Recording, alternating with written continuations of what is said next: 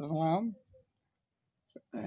मैं अभी गीता के दर्शन के बारे में, गीता के भागवत गीता के दर्शन के संबंध में कुछ कहना चाहता हूँ, आपके सम्मुख रखना चाहता हूँ गीता का ज्ञान। और इसके लिए पहले मैं वंदना करता हूँ। शांताकारं भुजगशयनं पद्मनाभं सुरेशं विश्वधारं गगन सदृशं मेघवर्णं शुभांगमं लक्ष्मीकान्तं कमलनयनं योगीवध्यानगम्यं वन्दे विष्णु भवहरणं सर्वलोकैकनाथं। बंधुगण, गीता महात्म्य जो है बहुत महात्म्य है। इसका प्रभाव से आपका पाप नष्ट होता है। जो भी पाप किए हैं वो पाप नष्ट होकर बहुत न्यून हो जाता है, घट जाता है। कोई कोई तो गीता सुन सुन के कल्याण प्राप्त कर लेते हैं, मंगल होता है, शुभ होता है। इसलिए गीता के बारे में तो अनमोल है। और ये हमारे जो है हमारे विष्णु भगवान जी हैं, शुरू से ही सतयुग के आरंभ होने के पहले से ही ये गीता का ज्ञान दिए हैं सूर्य को। और सूर्य ने इक्ष्वाकु वंश के राजा को, और वहाँ से राजा ने मनु को दिए हैं। और मनु से ये के परंपरा चली है। दूसरी बार गीता का ज्ञान द्वापर युग में श्री कृष्ण भगवान अर्जुन जी को दिए हैं। और ये अर्जुन जी को दिए मतलब हम लोग सब पूरे विश्व को दिए हैं, पूरे भारत को, विश्व को दिए हैं, गीता का ज्ञान दिए। तो वो ज्ञान जो है हम लोगों को है, ऐसे पढ़ने के लिए पढ़ लेते होंगे, समझने के लिए कम समझते होंगे, या उसको व्यवहार में नहीं लाते होंगे, या कोई कोई व्यवहार में लाते भी होंगे।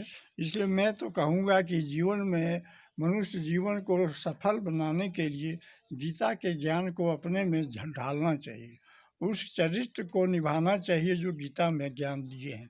इसलिए मैं कहता हूँ, जैसे संक्षेप में भी कह रहा हूँ, 18 अध्याय है। 18 अध्याय का संक्षेप में कि जैसे भगवान पहले अर्जुन को तैयार करते हैं, वो युद्ध नहीं करने की स्थिति में है पहला अध्याय में, लेकिन वो युद्ध करने की स्थिति में लाने के लिए गीता का ही श्री गणेश ज्ञान शुरू करते हैं पहला अध्याय में। और अर्जुन जी जो हैं और मुखातिब भगवान का हो करके प्रश्न पर प्रश्न किए जाते हैं, और हर प्रश्न का जवाब कृष्ण भगवान देते रहते हैं। इस तरह से गीता का ज्ञान जो है शुरू अर्जुन उसके श्री कृष्ण भगवान किए हैं, अर्जुन के माध्यम से, यानी विश्व को दिए हैं। वही गीता का ज्ञान है। दूसरी अध्याय में गीता का ज्ञान है आत्मा के संबंध में। जो आत्मा को हम लोग अमर मानते हैं, आत्मा को न शस्त्र काट सकता है, न कोई पानी गीला कर सकता है, और न हवा सुखा सकता है, न मिट्टी गीला कर सकता है। आत्मा को जो है अमर है, वो आत्मा के बारे में भी ज्ञान दिए हुए हैं। इसलिए अगर आत्मज्ञान है, उसमें आत्मा का योग्य है।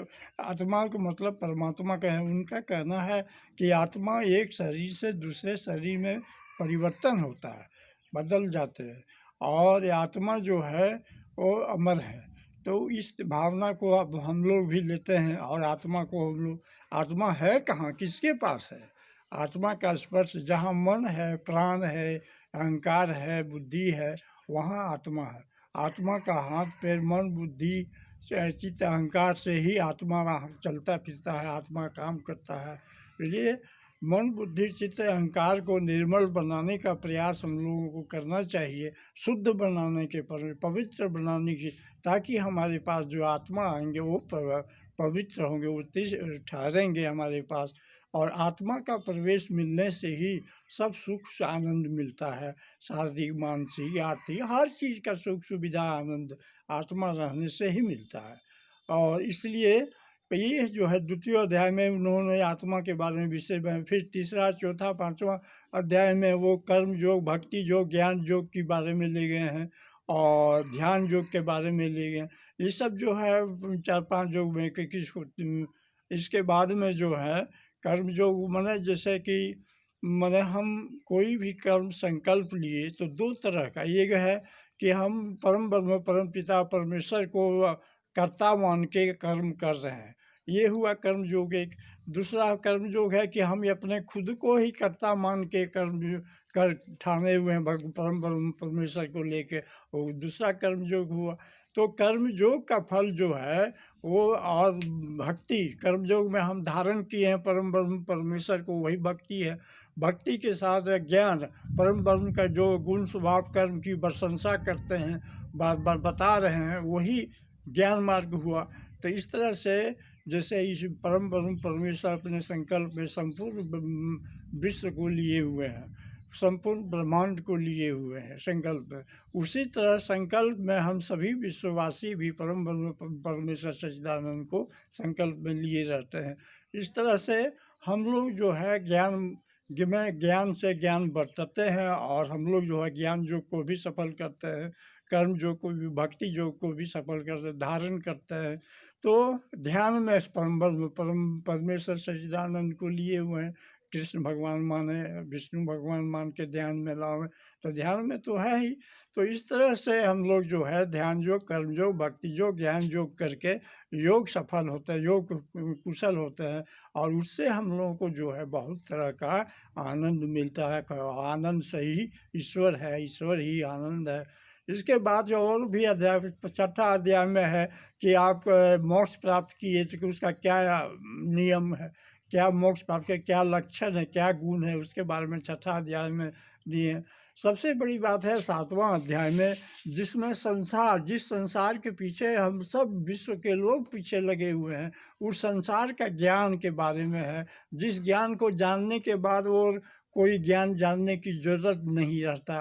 वो ज्ञान है कि संसार में जो है उनका दो विभक्ति है, दो भागों में बताया, एक अपरा एक परा। अपरा में है मन, बुद्धि, अहंकार, आकाश, तर हवा, वायु, और हाँ, आकाश, हवा, वायु, और जल, अग्नि, पृथ्वी तत्व। तो ये 8 से भी अपरा बना है, और परा चेतन आत्मा एक है। तो ये चेतन भी वो अपने स्वीकारते हैं कि मैं ही चेतन हूँ और मैं ही अपरा हूँ, मैं ही दोनों भाग में विभक्त हूँ, मैं ही दोनों हूँ। तो ये जब जान गए हम, तो हमारा शरीर में, मन शरीर से लेके सब कुछ जो है, यही दो चीज़ तो है, मन अपरा, आठों अपरा है, और चेतन आत्मा है, परा है। तो ये दोनों जब वही हैं, तो फिर हम लोग किस चीज़ के लिए हैं, क्या अहंकार कर रहे हैं, क्यों बड़ा बड़ा बात बोलते हैं अहंकार का, और क्यों इतना है। हम लोग तो कुछ नहीं, सब तो वही है, परम ब्रह्म परमेश्वर सच्चिदानंद घर मुझ में है। यदि मुझ में है तो सब में है, और सब में है तो पूरा विश्व में है, सभी के पास है। तो फिर हम लोग जो ये करते हैं, संसार के खेला खेलते हैं या संसारिक बनते हैं और लड़ते हैं, झगड़ते हैं या अहंकार प्रदर्शन करते हैं, किस काम का? कोई काम का नहीं।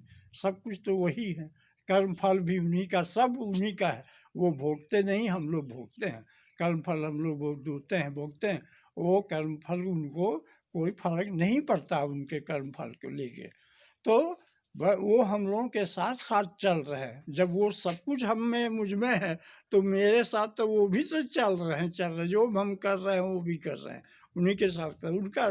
तो इस तरह से जो है आप सातवां हुआ, आठवां, नौवां हुआ, पर उसमें भी प्रकृति के बारे में है, क्षेत्रज्ञ के बारे में। इस तरह आगे बढ़ते जाइए तो 16वां में आइए। 16वां में जो है आपका उनका ज्ञान है कि मैं दानवी संपदा में ही हूँ और देवी संपदा प्राप्त में ही हूँ। अर्जुन, तुम देवी संपदा प्राप्त हो तो वो मैं ही हूँ, और जो दानवी संपदा प्राप्त है वो भी मैं ही हूँ। तो दोनों संपदा प्राप्त वही है, तो फिर हम लोगों को क्या है, ये तो जानना जरूरी है, जान लिए। तो देवी संपदा हो या दानवी संपदा हो, दोनों परम ब्रह्म परमेश्वर ही अपने में दो भागों में विभक्त किए हुए हैं। तो इस तरह 16वां के बाद में आइए 17वां, 18वां में जो है आपका यही है कि कर्म फल आप राजस, तामस, तामसी हैं।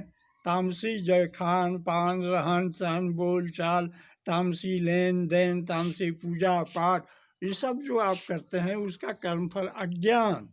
अज्ञान आपको मिलेगा, फिर अज्ञान लेके संसार चलेंगे। दूसरा है राजसी कर्मफल। राजसी कर्मफल आप जितना राजसी भाव से ला के पूजा पाठ, दान कर्म जितना है कर्म किए हैं, उसका कर्म फल दुख। दुख मतलब विश्व का दुख, संसार का दुख, आपको अपने पास दुख ही या दुख आएगा। तो इस तरह से तीसरा कर्मफल है सात्विक का। सात्विक विचार के जो है, सात्विक कर्म सब कुछ सात्विक करते आ रहे हैं, उनका है सुख, उनको स्वर्ग सुख देता है, स्वर्ग के साथ रहते हैं सात्विक, और स्वर्ग के सब मदद मिलते रहता है।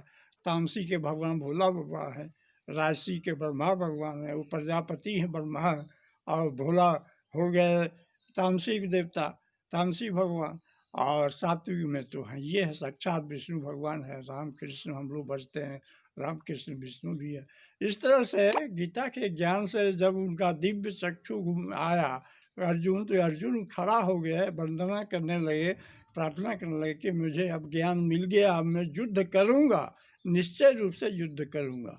तो वो ज्ञान है, तो वही कह रहे हैं कि गीता के माध्यम से अर्जुन ही नहीं, बाकी हम सभी विश्ववासी को अपना जो है प्रैक्टिकल जीवन में ढालना चाहिए, कैसा कर्म करना चाहिए, कैसा फल की प्राप्ति चाहिए, क्या उपलब्धि से हम लोगों को अपना घर परिवार संसार चलाना है, चलना है।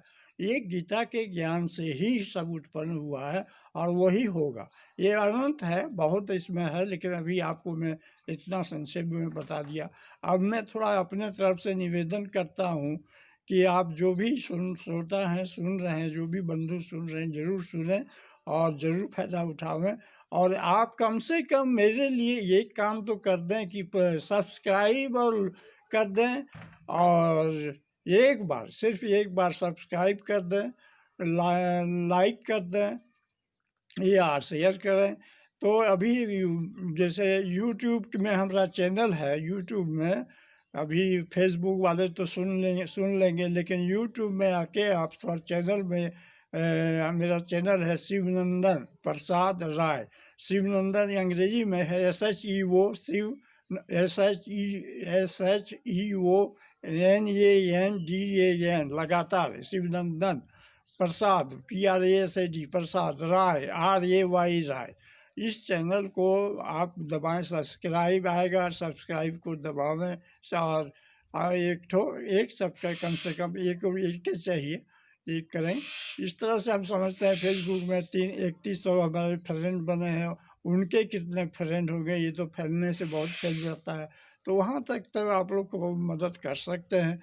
इसके बदले में आपको ऐसे आशीर्वाद देते रहूँगा, जो आशीर्वाद पुण्य बन के आप तक छाए रहेंगे और पुण्य बन के आपको कामयाबी की ओर ले जाएंगे।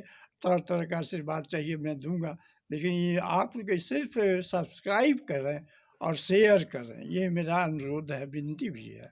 धन्यवाद, धन्यवाद।